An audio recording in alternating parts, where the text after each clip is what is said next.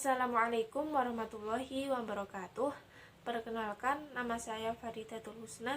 Di sini kami dari kelompok 1 akan mempresentasikan hasil diskusi kami, yakni mengenai makalah yang berjudul metode pembelajaran. Yang pertama yakni mengenai pengertian metode pembelajaran.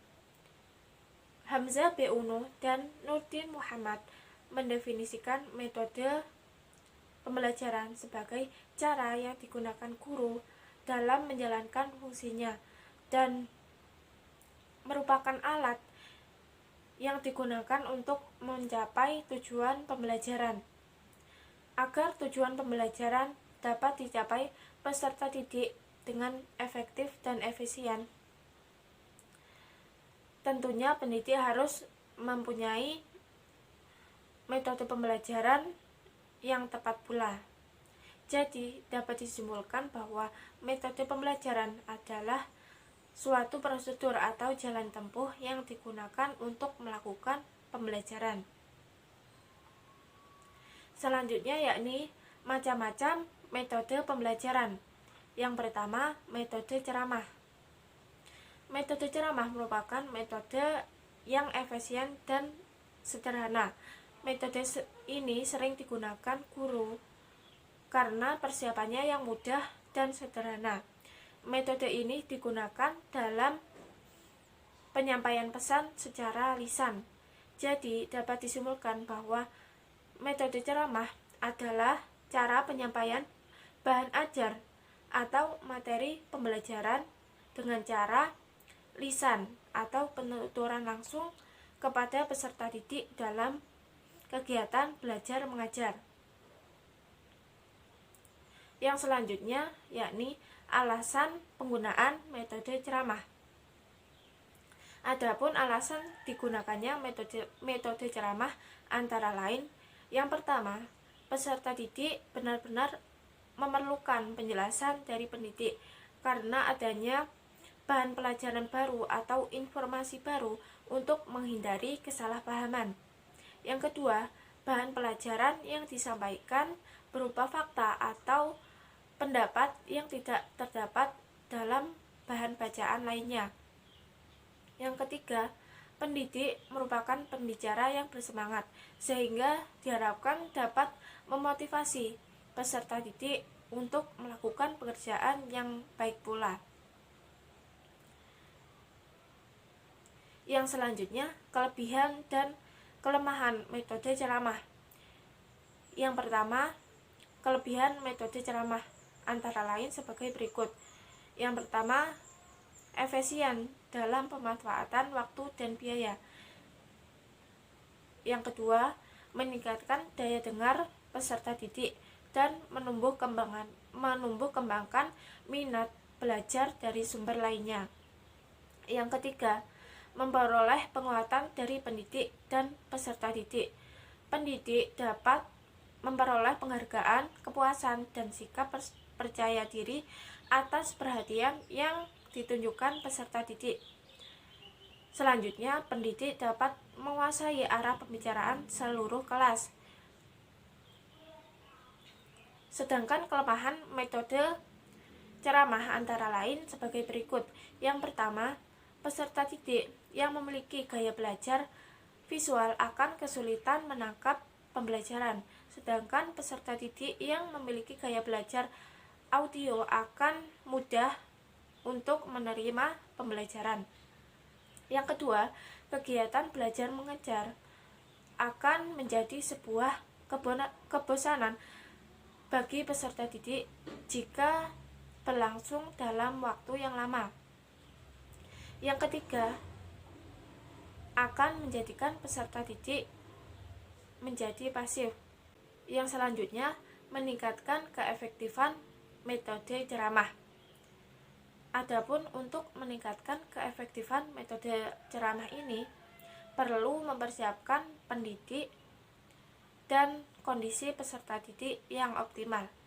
Adapun kemampuan pendidik tersebut diantaranya, yang pertama, teknik ceramah memungkinkan dapat membangkitkan minat dan motivasi peserta didik. Yang kedua, memberikan ilustrasi yang sesuai dengan bahan pelajaran. Yang selanjutnya, menguasai materi pembelajaran. Untuk kondisi peserta didik yang perlu diperhatikan dalam metode ceramah ini antara lain, yang pertama, kemampuan mendengarkan dan mencatat bahan pelajaran. Guru diharapkan dapat menjelaskan materi sesuai dengan kemampuan mendengarkan dan mencatat peserta didiknya. Yang kedua, kemampuan awal yang berhubungan dengan materi yang akan dipelajari. Yang ketiga, kondisi yang berhubungan dengan perhatian dan motivasi. Assalamualaikum warahmatullahi wabarakatuh. Oke teman-teman, di sini saya akan melanjutkan materi selanjutnya adalah metode tanya jawab dan metode diskusi. Dan apa sih kelebihan dan kekurangan dari metode ini? Yang pertama saya akan membahas tentang pengertian. Yang pertama, pengertian metode tanya jawab. Metode tanya jawab adalah suatu metode di mana terjadinya interaksi antara pendidik dan peserta didik. Metode ini bertujuan untuk mengembangkan atau menjadi tolak ukur atau mencari inti permasalahan dan jawaban yang dialami oleh peserta didik. Adapun kelebihan metode ini adalah metode ini menjadi tolak ukur sejauh mana pemahaman peserta didik terhadap materi yang telah disampaikan oleh pendidik ataupun guru. Yang kedua adalah pendidik dapat memusatkan perhatian peserta didik, yang maksudnya yang nantinya akan mempermudah dalam proses pembelajaran. Yang selanjutnya adalah kelemahan dari metode tanya jawab ini. Metode tanya jawab sendiri ini memiliki kelebihan antara lain: satu, menyita waktu yang cukup banyak. Maksudnya dari setiap permasalahan ataupun permasalahan yang dialami oleh siswa itu tidak hanya satu. Maksudnya contoh si A mempunyai masalah ini ataupun unek-unek yang belum difahami dari materi tersebut, dan si B mempunyai masalah ini terus si pendidik ini memberikan jawaban yang tentunya jawaban dari setiap permasalahan itu berbeda-beda dan membutuhkan waktu yang cukup banyak. Nah, untuk selanjutnya adalah diskusi. Untuk selanjutnya adalah metode diskusi. Metode diskusi adalah metode di mana menjadi suatu penyaluran aspirasi peserta didik dalam menyalurkan pendapatnya atau unek-uneknya atau sanggahan yang ada dalam permasalahannya. Dalam metode di sini bertujuan untuk mencari titik temu suatu permasalahan dan titik temu suatu jawaban. Dalam metode ini sangat efektif juga untuk mengembangkan potensi peserta didik ataupun siswa dalam mencari suatu jawaban atau kebenaran beserta tolak ukur yang kita dapat, maksudnya kita sebagai peserta didik yang kita dapat dalam pembelajaran tersebut yang telah disampaikan oleh guru ataupun pendidik. Dalam metode ini ada kelebihannya. Kelebihan dari metode ini adalah untuk mengetahui sejauh mana kemampuan peserta didik dalam memahami suatu materi. Dan kedua adalah menjadi suatu sarana untuk aspirasi kita terhadap permasalahan yang nantinya dalam ruang lingkup itu tersendiri ada berbagai solusi ataupun jawaban atau titik temu dari suatu permasalahannya. Untuk yang selanjutnya adalah tentang kelemahan. Kelemahan dari metode diskusi ini adalah menyita waktu yang banyak, karena setiap seseorang ataupun setiap individu itu mempunyai suatu masalah, dan di mana suatu masalah nantinya dalam diskusi ini dicari titik temu suatu permasalahan oleh ruang lingkupnya itu tersendiri. Dan yang nantinya dalam ruang lingkup itu tersendiri ada berbagai banyak orang yang nantinya setiap orang itu menyampaikan jawaban ataupun solusi ataupun sanggahan terhadap permasalahan tersebut. Oke teman-teman, sedikit itu yang bisa saya sampaikan.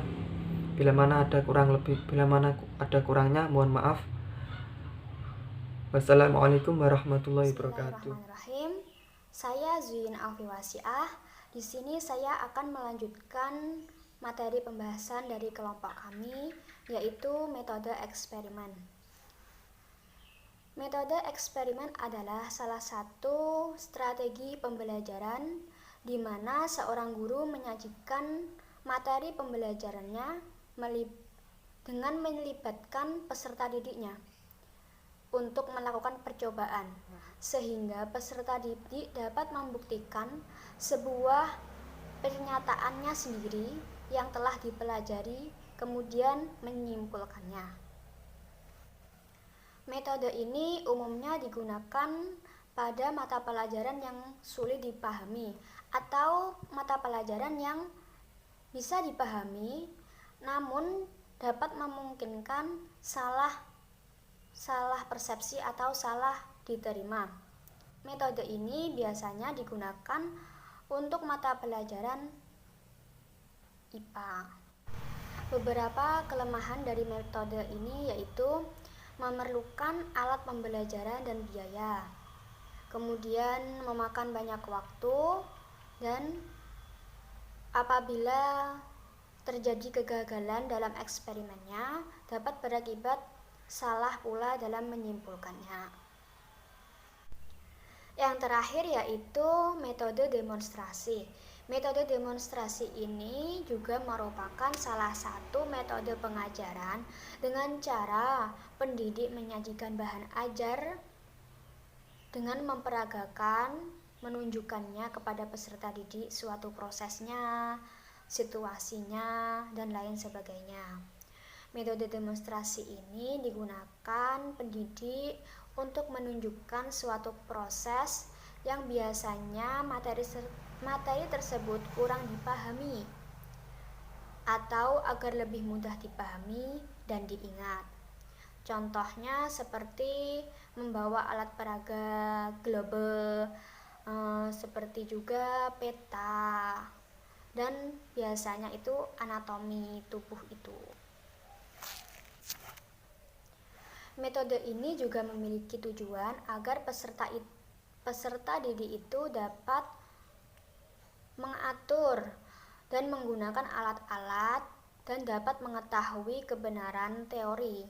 Peserta didik juga diharapkan mampu membangun sendiri konsep materi dan mampu mengaplikasikan konsep teorinya dalam kehidupan sehari-hari. Metode demonstrasi ini juga memiliki kelebihan dan kekurangan. Di antara kelebihannya yaitu memudahkan peserta didik untuk memahami dan mengingat pelajaran dengan cara melihat langsung. Bahan pelajaran menjadi lebih jelas dan konkret, serta dapat merangsang peserta didik menjadi lebih aktif. Sedangkan beberapa kelemahannya yaitu jika peserta didiknya banyak, maka keefektifannya sulit untuk dicapai. Bergantung juga pada alat bantu dan memerlukan waktu yang lebih banyak. Sekian dari kelompok kami. Jika ada kurang dan lebihnya kami mohon maaf. Semoga bermanfaat. Wassalamualaikum warahmatullahi wabarakatuh. Assalamualaikum warahmatullahi wabarakatuh. Perkenalkan, nama saya Irsa Arsita Devi. Di sini saya akan melanjutkan pembahasan materi yang selanjutnya. Yang selanjutnya adalah metode pemberian tugas. Metode pemberian tugas adalah suatu cara interaksi belajar mengajar dengan cara memberikan tugas-tugas kepada peserta didik untuk dikerjakan secara berkelompok maupun secara perorangan. Nah, Topik bahasan yang ditugaskan kepada peserta didik merupakan topik bahasan yang telah dibicarakan di kelas sebagai tindak lanjut pendidik untuk menilai pemahaman peserta didik terhadap materi yang telah disampaikan atau meningkatkan metode ceramah.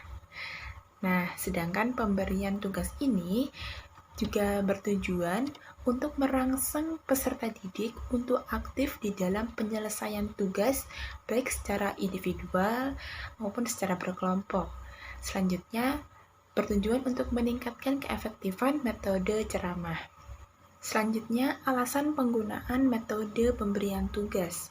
Yang pertama adalah untuk pengayaan bahan ajar dengan cara peserta didik mencari jawaban atas pertanyaan yang telah diberikan oleh pendidik.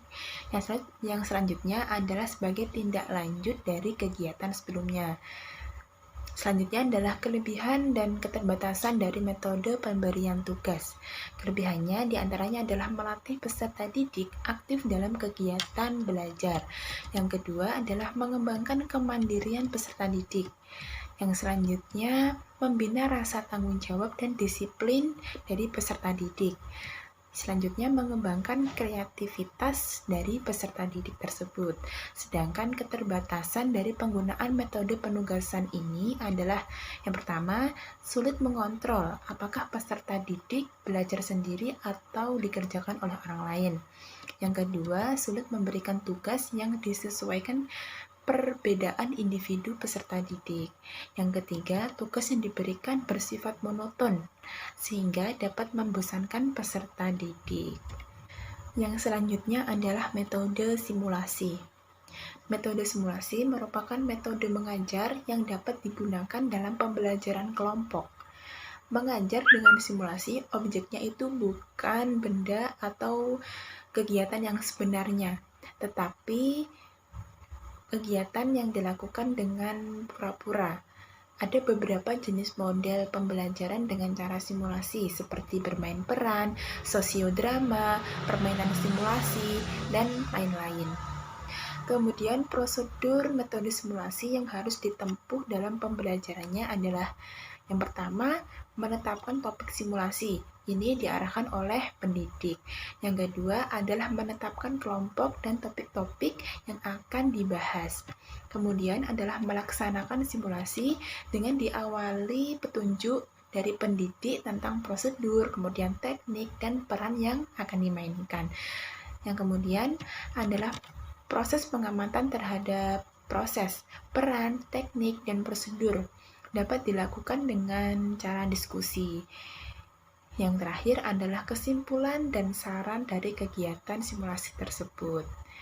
Kemudian, simulasi ini juga memiliki kelebihan dan kekurangan. Sama seperti metode-metode yang lain. Kelebihan dari metode simulasi ini adalah peserta didik dapat berinteraksi sosial dengan lingkungan. Kemudian, peserta didik terlibat langsung dalam pembelajaran. Kemudian, peserta didik dapat memahami permasalahan sosial, membina hubungan personal yang positif, kemudian membina hubungan yang komunikatif, membangkitkan imajinasi dan estetikan peserta didik dan pendidik. Kemudian kekurangan dari metode simulasi ini adalah relatif memerlukan waktu yang cukup lama dan cukup banyak. Kemudian apabila peserta didik tidak memahami konsep simulasi, tidak akan efektif untuk diaplikasikan. Yang berikutnya adalah semua tergantung pada aktivitas dari peserta didik. Yang keempat adalah pemanfaatan atau bantuan sumber belajar yang sulit. Yang terakhir adalah adanya peserta didik yang lambat, kurang minat, dan kurang motivasi. Maka simulasi akan kurang berhasil.